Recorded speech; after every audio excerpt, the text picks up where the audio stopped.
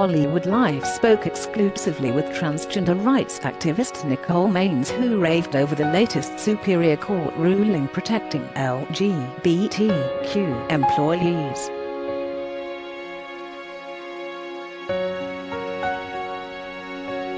Nicole Maines, 22, is known by many fans as streamer on the CW's Supergirl.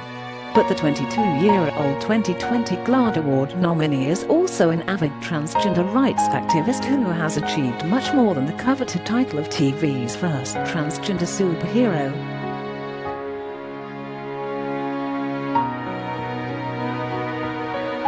HollywoodLife spoke exclusively with Nicole to get her reaction to the Superior Court ruling on June the 15th, which protects LGBTQ employees from being discriminated against on the basis of sexual orientation or gender identity.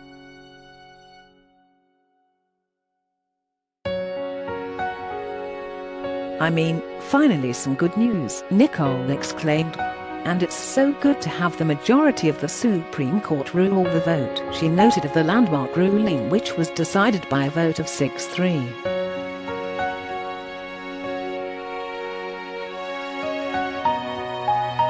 "It makes me feel that not all hope is lost. Despite everything going on, we are making progress, making huge progress."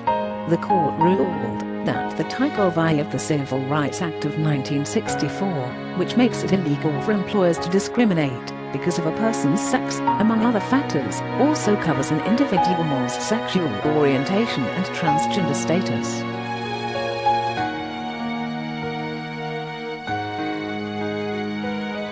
For the Supreme Court of the United States to rule that you cannot discriminate against an LGBTQ person in their workforce for being LGBTQ is so massive, Nicole continued.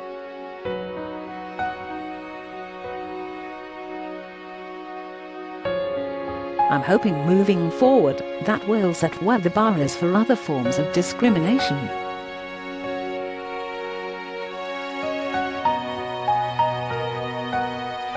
Because of course, that came in the same week that Donald Trump took away protections for trans people in healthcare.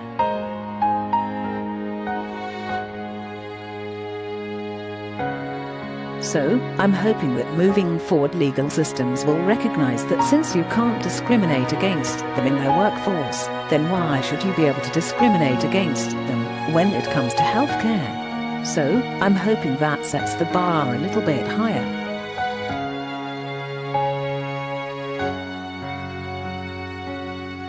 Close quote. Of course, Nicole realized the historic decision came just days after the Trump administration finalized a regulation that will erase protections for transgender patients against discrimination by doctors, hospitals, and health insurance companies.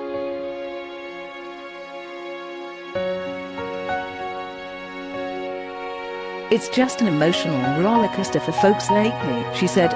"I am hoping that the latest Supreme Court ruling minimizes the effectiveness of his decision."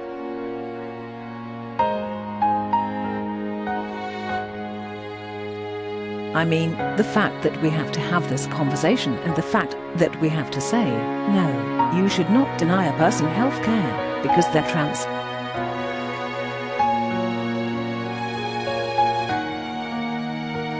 Apostrophe. That seems crazy to me. How does a person go into medicine and decide I'm only going to treat this person and I'm not going to treat another?"